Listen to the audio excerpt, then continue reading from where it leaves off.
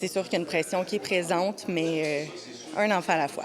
Les intervenants de la protection de la jeunesse ne veulent laisser personne passer entre les mailles du filet. Mais les dossiers à traiter sont de plus en plus nombreux. En hausse depuis quelques années, les signalements de la DPJ dépassent maintenant les 135 000 pour l'ensemble de la province. Toutefois, un signalement ne veut pas dire automatiquement qu'un enfant sera placé sous la protection de la jeunesse.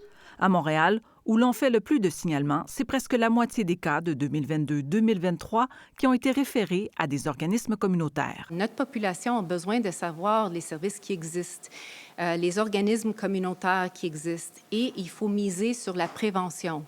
À la DPJ, on constate qu'il y a une hausse de détresse familiale, de violences conjugales et même de violences à caractère sexuel qui mènent à plus de signalements. Mais pour certains, le réseau communautaire n'est pas la solution miracle. Il manque surtout beaucoup de financement des organismes communautaires pour qu'ils répondent efficacement aux besoins également. Il y a quand même encore une grande méfiance, je crois, aussi envers les services de la protection de la jeunesse. À Montréal, l'évaluation d'un signalement se fait en moyenne en 27 jours.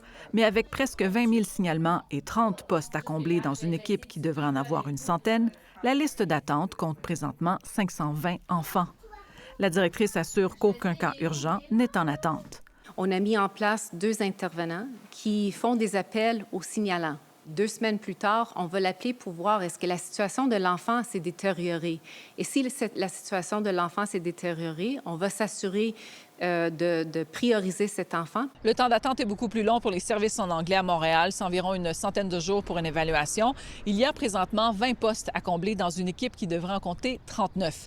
Selon la directrice nationale de la protection de la jeunesse, la situation est également critique en Outaouais, puisque là encore, il faut trouver des intervenants qui sont bilingues. Ici Carla Oliveira, Radio-Canada, Montréal.